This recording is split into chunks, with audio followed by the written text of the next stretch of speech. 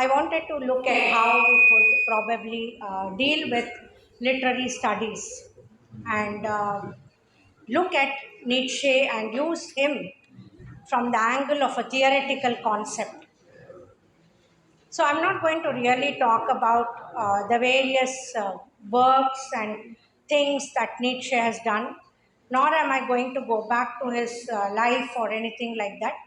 But what I've done in the talk is I've taken a couple of things or points from his views, and I've used that to also try to give you certain kinds of textual readings that could be possible.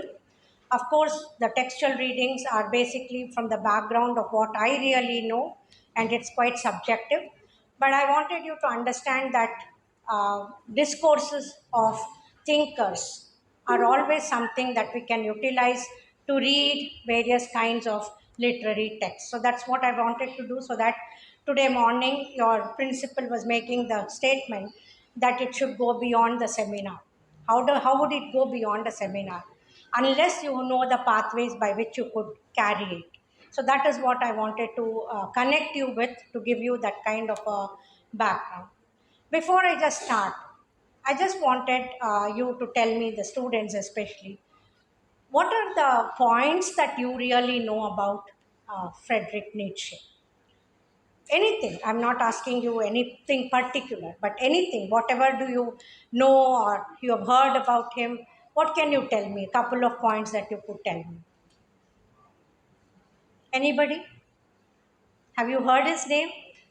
Yes or no? Yes? I want a loud yes so that I know you're not sleeping. Yes? You have heard about him? Where? I have got only two, three voices. Where the whole voice? Yes or no? Do you know Nietzsche? Heard about him? I want more loud voices. Where are you? Please say yes. Yes? Yes, that's nice. So, I don't want you to sleep. That's the point. I know you're all at your lunch and you're back here and you might not want to sleep.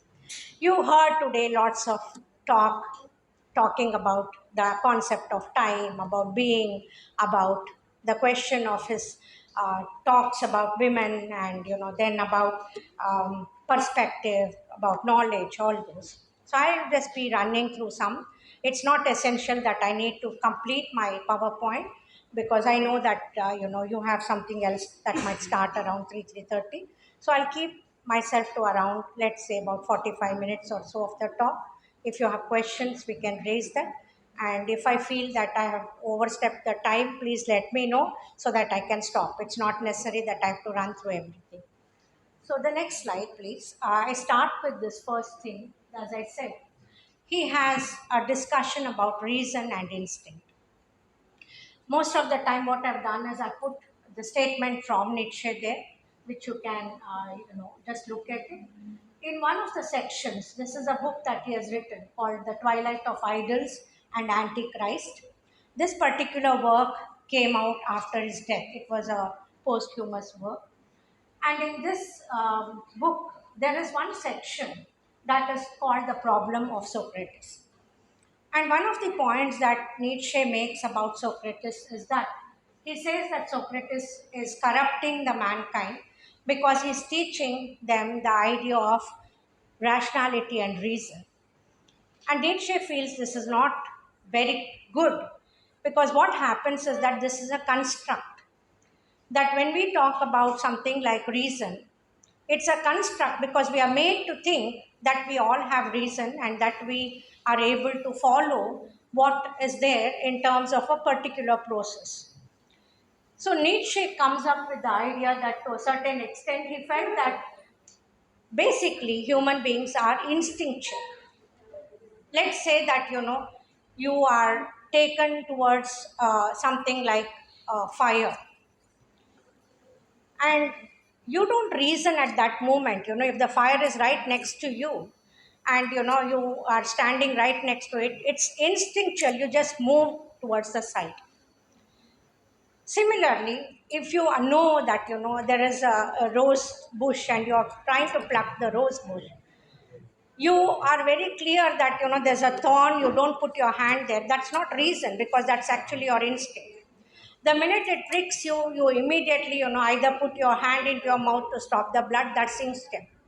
So, in a way, Nietzsche starts talking to you about the fact that man is basically having instincts rather than reason, and reason is something that gets constructed through a process. So Nietzsche is of the opinion that we need to work on our instincts, and we.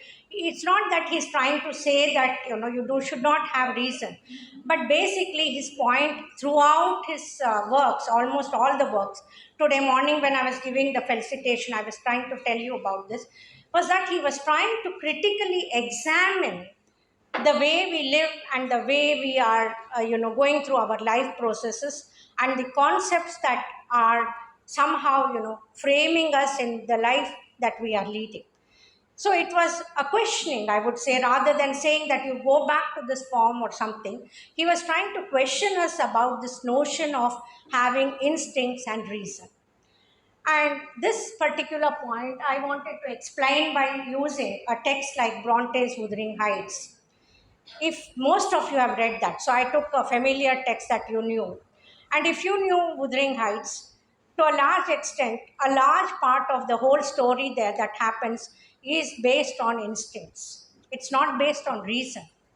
So if you remember in the storyline, the notion of Heathcliff and his way of life, which is connected, or you're looking at the whole notion of something that is vengeance and revenge, goes in a different direction simply because there's a very, very instinctual matter by which Heathcliff and Catherine actually enact out their lives, because they are continuously working towards the notion of how instinct is more important than reason. And Bronte wanted to bring this, both the Brontes, in fact, even the other Bronte who writes Jane Eyre, they brought it simply because they wanted to examine or construct this notion, because they had connected reason with masculinity and they wanted to break that at a certain point.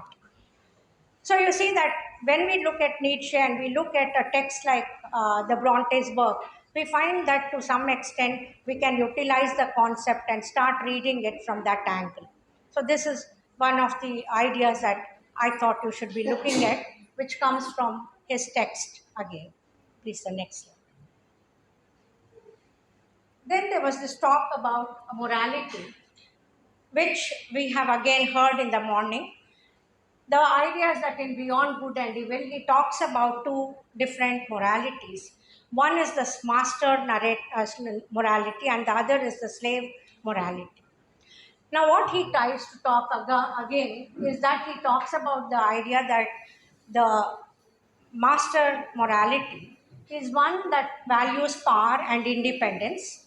It is also one that emphasizes that the slave morality, which is generally constructed as a herd morality, is something that is subordinate.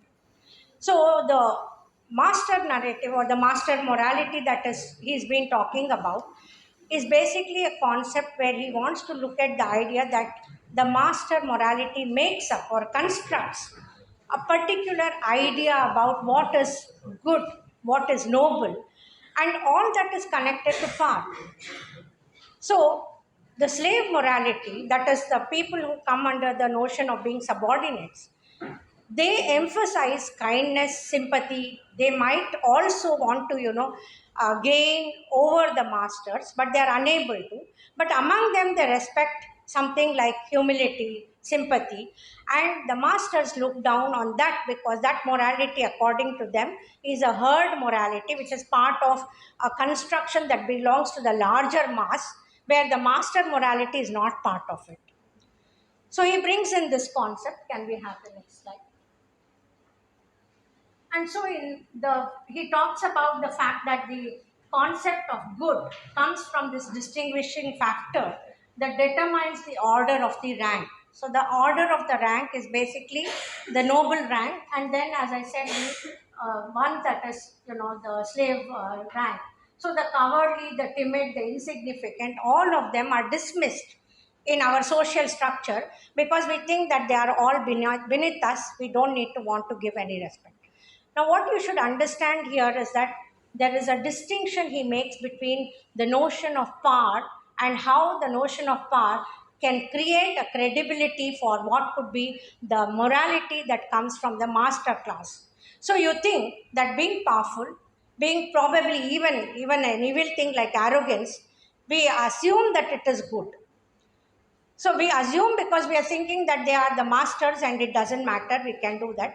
And what happens is many times when you talk about simple, nice things like kindness or benevolence, you don't give respect to it simply because it's not something that you want to give regard to. So he brings in this. This is a very important and a very distinctive kind of notion because he's now connecting morality with power. And he's making you understand that power is something that creates the concept of what you look at as morality. Can we have the next one? And then you see, he talks about the slave morality.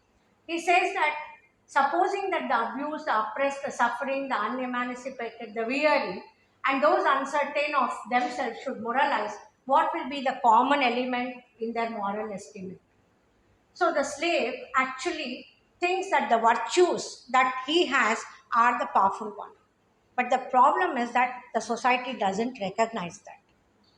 So there is a fact that by which the herd or the group that is thinking, that is suffering, wants to create a notion that they have a morality, but nobody is going to pay attention to that morality. So, in a certain kind of way, this is also the fact that he makes this point, which I put in bold, that slave morality is essentially the morality of utility. So, based on the utility or the value at that particular point, the herd is going to create, or the slave morality is going to create chances by which it is going to appropriate somewhere the master morality. So the master morality is appropriated by the slave morality or the herd because it's going to become useful for them to change the construct from being the herd to becoming the noble. And this is something that is interesting. Again, if you want to look at it from the literary viewpoint, I've given you two works. One is Arvind Adiga's The White Tiger, and then the other is Vikram Chandra's Sacred Caves. I'll use only one text because I don't think I'll have time to take both the texts. In Arvind Adiga's The White Tiger, actually it has been dismissed as a really despicable novel by many people. And the reason is that it is despicable because there is an aspect that through crime, the protagonist climbs to become an entrepreneur. But this is precisely what is the difference. That is, if you are looking at it from the point or the angle of Nietzsche, he comes from the herd. He comes from the slave morality. And then he uses that to build himself. And the minute he becomes an entrepreneur, he actually adopts this sense of becoming powerful. And he deliberates on the idea of how he's going to be an entrepreneur and how he's going to run his taxi industry. And he also, because he has the power of economy, there is nobody who can even touch him, even though he has committed a crime. So you see that there is a large amount of this discussion that happens. And Sacred Games similarly is actually, if any of you have read it, you will know that it's a story read in the Bombay mafia crowd, and it's about corruption. And the lone man who's fighting for it is a man called as Sartaj, who's a police officer. But by the time the whole thing ends, he finds that it is better to acknowledge the mafia rather than participate in being a policeman and taking the road towards success by being an honorable policeman.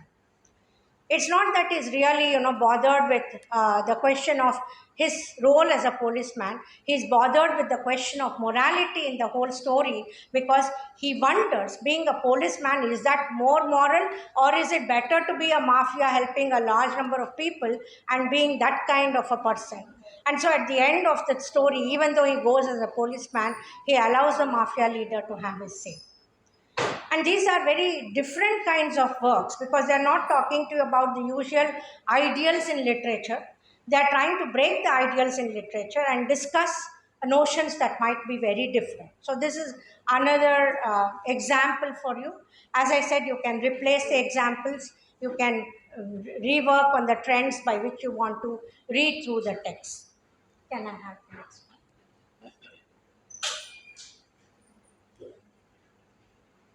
Morning there was a talk about perspectivism, and this particular background is with regard to what we call as perspectives. Now, Nietzsche talks about the fact that there is a perspectival knowing, or it affects us because we have a perspective in mind. Whenever we look at something, immediately our reason has made us think about a particular perspective. But Nietzsche is also of the opinion that actually why we have a perspective is because we have some inbuilt knowledge. But he says, from where does this inbuilt knowledge come into us? It has come because of the construct in which we are living. And we have understood that this is right or wrong, or this is the perspective we need to take, or this is the way we have to look at it. But he says that, as you can see here, he says that the word knowing, knowledge, has any meaning. The world is knowable, but it is interpretable, otherwise it has no meaning behind it, but countless meanings. So you keep, interpreting. So let's say that, like morning, you had this idea of the circle and the time that was given to you there. Now, some of you, because the speaker was telling you that it is a concept of time, you took that. But why can't we read it in other ways? Based on your knowing about the circle and the points that are there, you can read umpteen things into it. You don't really have to read it as being the idea of circular time. And why did you do that? Because one, of course, the speaker told you that. Second is because he was discussing about time. Even if he had not put that thing about telling you about time, you might have read it. So you see, what has happened is your perspective has been encountered by the background at which it has been given to you. So we can have a perspective. Let's say that, I just asked you, for example, to look at the board this side, which doesn't have anything written there. And I asked you to give your perspective about it. You might give me different perspectives about the panel there. It's not necessary that you'll give me only one. Why? Because at this point, you're not working with knowledge. You're working with your internal knowledge that you have. And you're working with the perspective you have.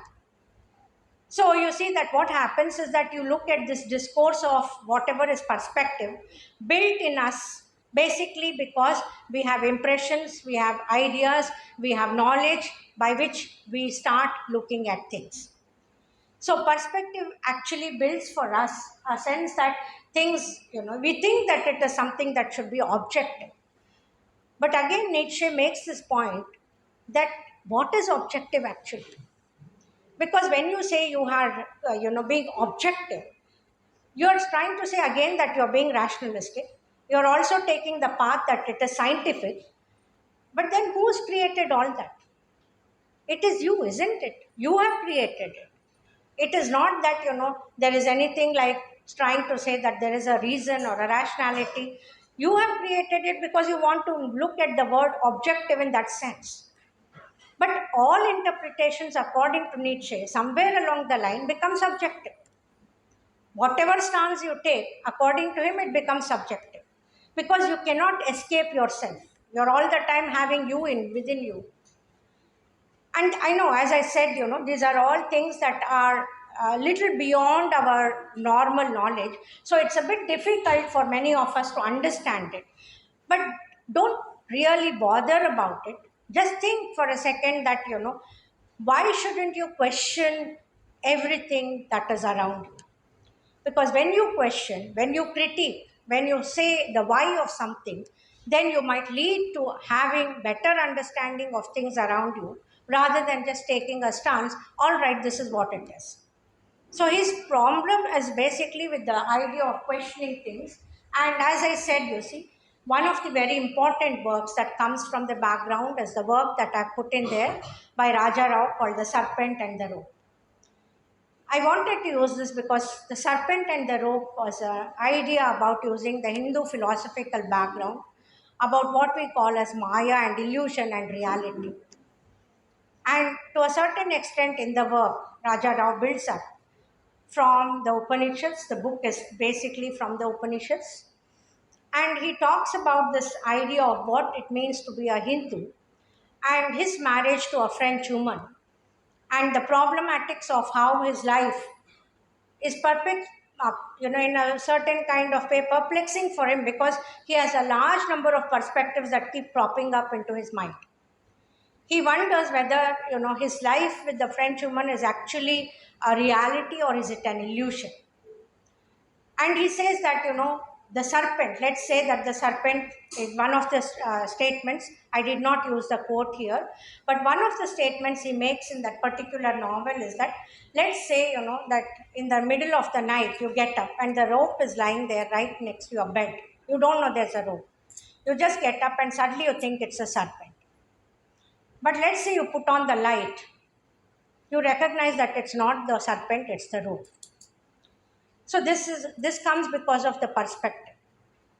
So what we are trying to look at is that perspectives is subjective to the particular context or the time or whatever it is that you're doing, and it comes from within you. It doesn't come from anywhere else. So this is again one more concept that Nietzsche talks about. I hope you're following. Do you follow me or is it too difficult for you? No? All right. So let's look at the next point that he's trying to make. Can I have the next slide? His views on God. This one that has become the most famous one. He says God is dead, God remains dead, and we have killed him. Now everybody thinks that Nietzsche is against God. It's not that he's against God. His problem, you should remember, he comes from the background of the time then when the Enlightenment was there. He is actually questioning this notion of what you call of as God. And you should also remember which morning you were not able to get this, but one of the points is also that Nietzsche was not somebody who was only rooted in Western philosophy. He had been influenced quite a bit by Buddhist philosophy, by the Hindu philosophy. He had done readings. He had in fact read the whole of the Manu treatise. So it's not that he was just a lone figure talking to you from the Western angle. So somewhere along the line, he must have recognized that we have this whole idea, and that's also the later work of his, which came out posthumously, called the Antichrist. Because he thinks somewhere along the line, we have created a central point about God. And he thinks that we think that there is a God, so we work towards pleasing that God. We think that we need to have a value system where God is important. We think that we need to be moral because there is a God who is going to punish us if we are not there. So based on all that, we are going to work towards this construct of what is God. But Nietzsche also is of the feeling that somewhere along the line, sometime or the other, when we recognize this fact that God is only something that is there at the periphery, and you're just trying to build up on God, he thinks that God is only a construct to make us lead our lives in a particular way. And he thinks that God, at one point or the other, when we get very illuminated or when we become probably people who question our lives, we are going to maybe come to the idea that God is dead. So he is really not saying that God is already dead. He thinks that at some point we are going to come to that God is dead, that God remains dead, and we have killed him. That is the point that we are going to come to very soon. When that happens, what is going to happen to the cultural backdrop of the Western civilization? So, if you don't have God and you don't have a center figure to which you are going to adhere to, what is the way that you lead your life? He is also problematizing the fact that even being an atheist, somebody who is somebody who doesn't believe in God, even then there's a problem, because even the atheist who says that there is no God has said that because he is thinking that there is a God there. It's not that he is telling that there is no God, because he also knows that there is somewhere a God, so I'm going to protest against it, so I'm going to say there's no God. So we are constructing our world based on this one figurehead that is there. And we are thinking that God is the supreme being that is there. And we find a mechanism for value creation, a revaluation of values, as he puts it. We eventually descend into a world where recognizing our values are ultimately foundationless, meaningless. We will become apathetic and cynical. So when God disappears or when God is really dead, the world or the way in which you live, your civilizations, might become anarchic because you do not have a figurehead by which you create your value system. So we enter into a system where we become an empty figure or into emptiness or into a negativity because we don't have a construction at somewhere along the way. And this is not just something that comes only from Nietzsche. Because if you go back and read literary figures like William Blake, for example, or even Walt Whitman's poetry, there's a continuous substantiation where they do not want to adhere to God, but they want to look at the body, because the body of the human being itself, they think is something that is important. They also strike on the idea of total individualism simply because they think it's the individual who makes up everything in the world. So, in a certain kind of way, there's a deconstruction that Nietzsche does. He's not trying to say that, God is dead because I don't believe in him. He's trying to say that God is dead because somewhere along the line, when God dies, the value systems that we are constructing in our life will also go away. So, when that happens, what is the projection of your life? Because he is thinking that everything in which we live today or the life that we are leading is itself a construction. So, how do we beat that construction? Somebody today asked about post structuralism.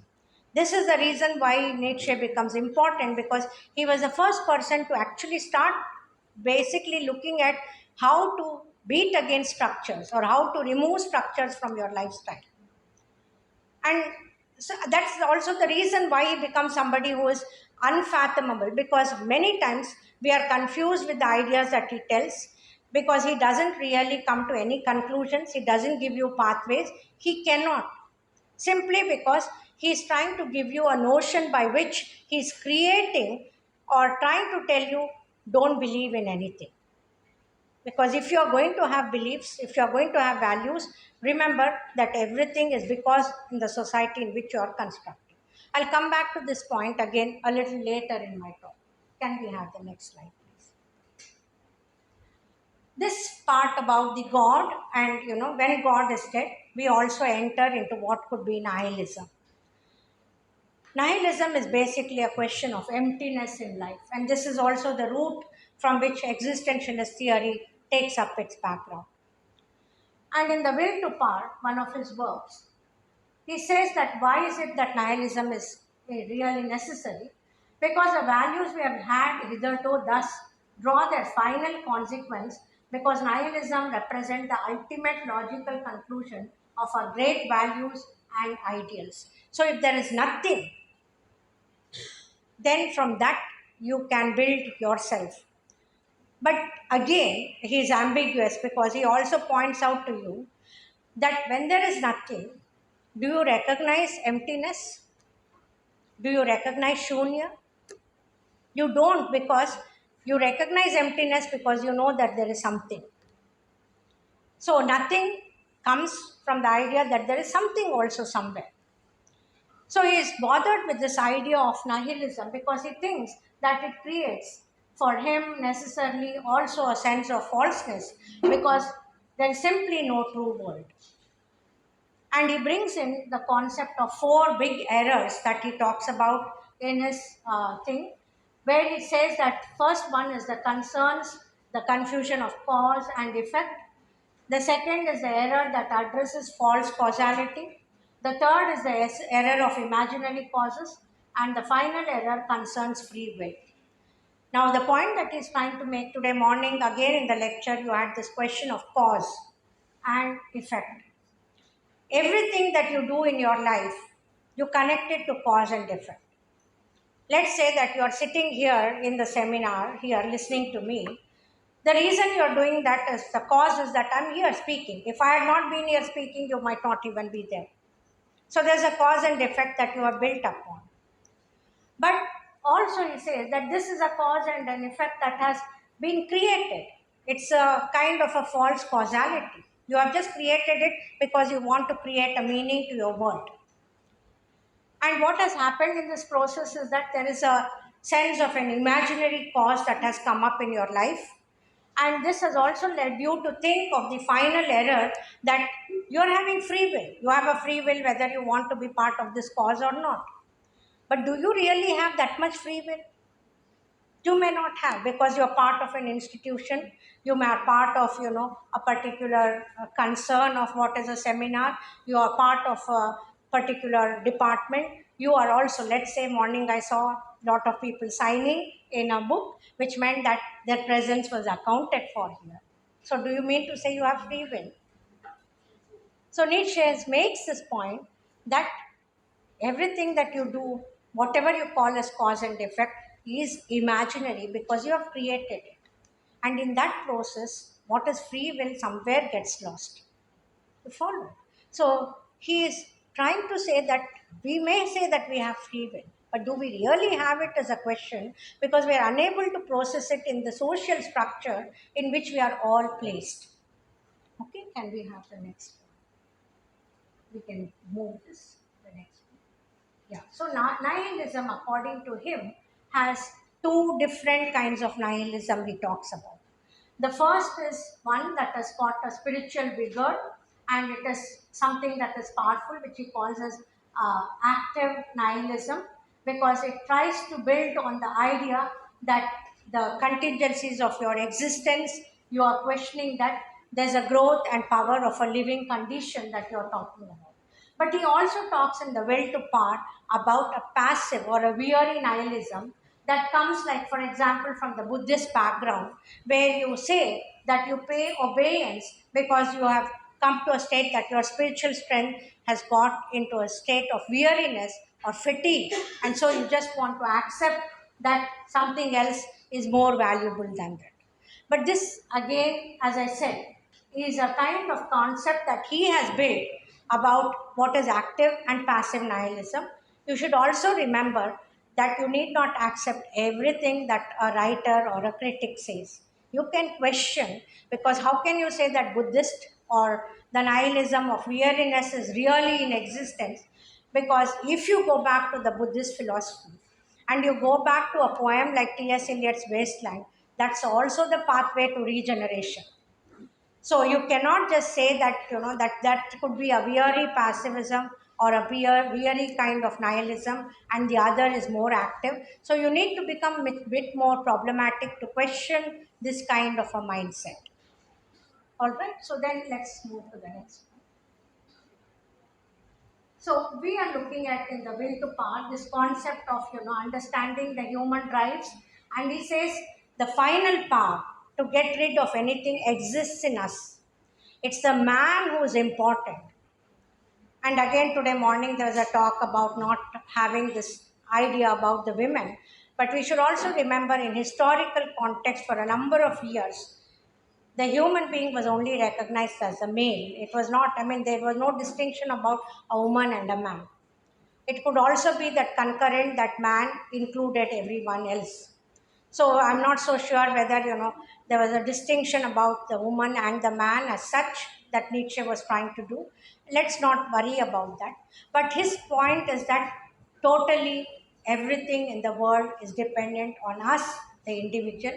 We have the background, and this is the philosophy of Sartre too, that we are in the life, we can create our life, but unfortunately we're not able to create because we have lots of links that create meaning to us in our own lives.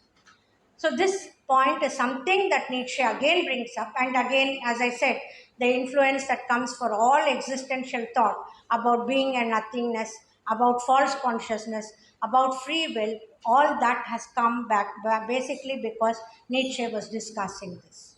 Can we just move to the next slide? So Nietzsche is trying to say that the will to power is the one that is more important, because he thinks that the will to truth is not the path, because truth according to them us is a concept. It's an abstract idea. But the will to power is there, and the will to power in all of us is good and bad. So we can create the good in us, or we can create the bad in us. And he prefers, he says that I've just given you two of his statements, that he says the scientist is in pursuit of truth because that is his will to power. The artist is in search of creative abilities because that is his will to power. So it's not that they are searching for truth. They are searching for the will to power themselves or to build themselves and to becoming bigger and stronger. So he says that there is nothing like the will to power that itself is neither good nor bad.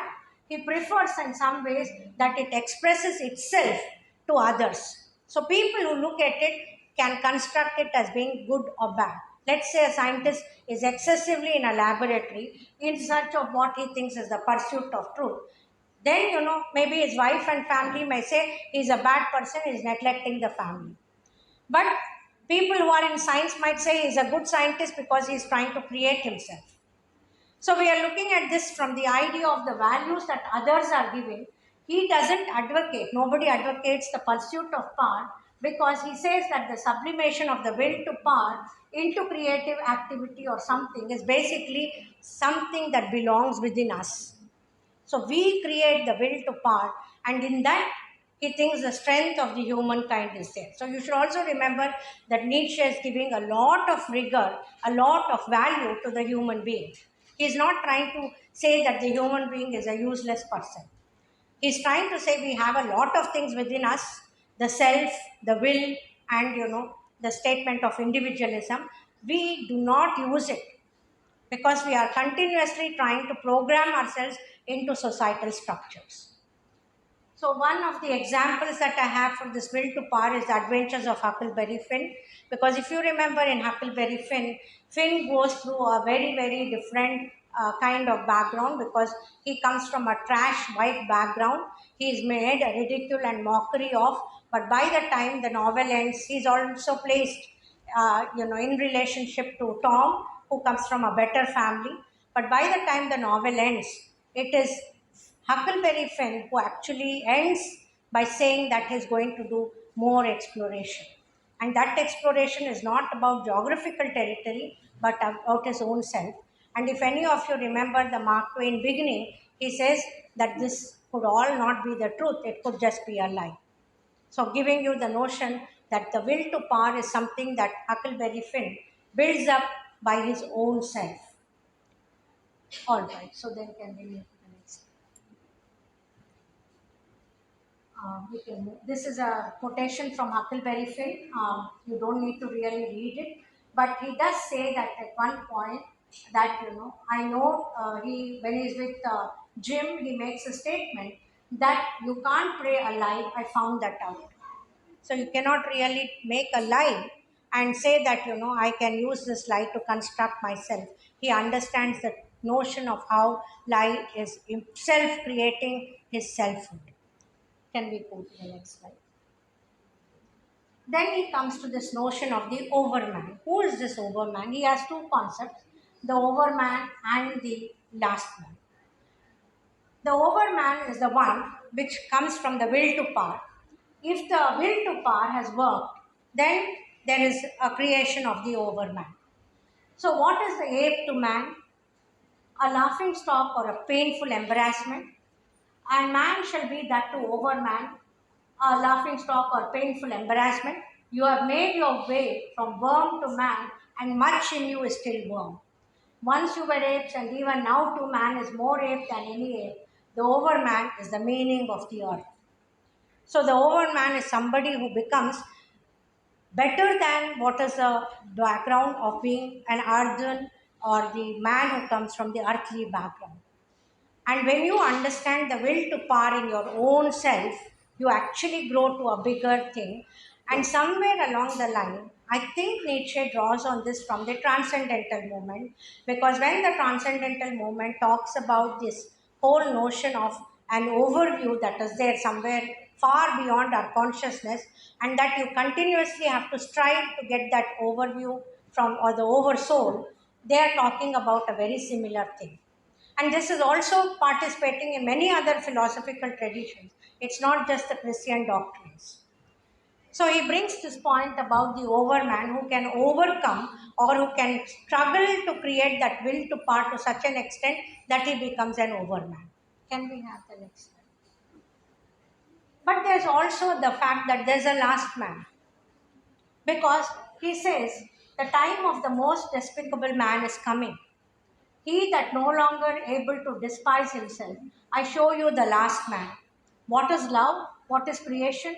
What is longing? What is a star? Thus asks the last man, because he cannot even understand what could be love or what could be, the ideas of the human itself. So when you don't understand humaneness in some way by that's what Nietzsche says, that man becomes the last man. So you create this, and of course, again, this is a very ambiguous statement that he's trying to make, because this is a construction that he does, trying to tell you that there's an overman and that there's a last man. Personally, I think that somewhere along the line, if you have the will to part and you are struggling for it, even the last man could, to a certain extent, get onto the first step of being the overman. So I don't know whether the last man really can exist in the way he's talking, because then you are creating the idea that the last man is like an animal who doesn't have any sense of being human. But one of the examples again I've given you is Steinbeck's of Mice and Men. And if you remember there are two people, one who is quite active and one who has got the ability to think, and the other is a huge muscular man who gets into problems. And within the two friends, when the man who is very strong, right now, I forget the name of the characters, even though I've read the book. One is Lenny, I remember. I don't remember the other name. So, when that particular brutal forced man does an act because of his stupidity or dullness and he kills, then we can construct this idea of the overman and the last man utilizing that concept in the book. But as I said, it's also a problematic feature because the last man you are trying to say is only animalistic in nature. All right, can we move to the next slide? So, what I'm trying to say, this is almost the last slide. What I'm trying to tell you is that this is from Nietzsche's Human All Too Human. I'll read this one quote for you, that all philosophers have the common failing of starting out from man as he is now and thinking they can reach their goal through an analysis of him. They involuntarily think of man as an eterna veritas, as something that remains constant in the midst of all flux, as a sure measure of things. Everything that the philosopher has declared about man is, however, at bottom, no more than a testimony as to the man of a very limited period of time. Lack of historical sense is the family failing of all philosophers. What is needed from now on is historical philosophizing, and with it the virtue of modesty. So he believes in this because he thinks that man is continuously changing himself based on the historical context in which he is. That is also the reason that just now today morning we had this discussion that the now of mine is different from the now of all others, because the context in which all of you come, the experiences from which you come, the backgrounds from which you come, makes your now so different from the now that I am. So, in certain ways, finally, this is what I want to talk to you about Nietzsche. What I wanted you to understand, even though I gave you many concepts, I gave you literary trends. Finally, what I wanted you to make yourself think is that keep thinking. Because if you don't think, you don't keep asking questions, you don't keep understanding why you are here, why you are doing this, what is the reason for you to do this, what is the necessity of reading this, then you will never try to evolve, because knowledge comes from that background. So that is the most essential thing that you need to discuss. And of course, the last one. Can we just move? So thank you. And if you have questions, I'm really ready to take them. Thank you very much for your time.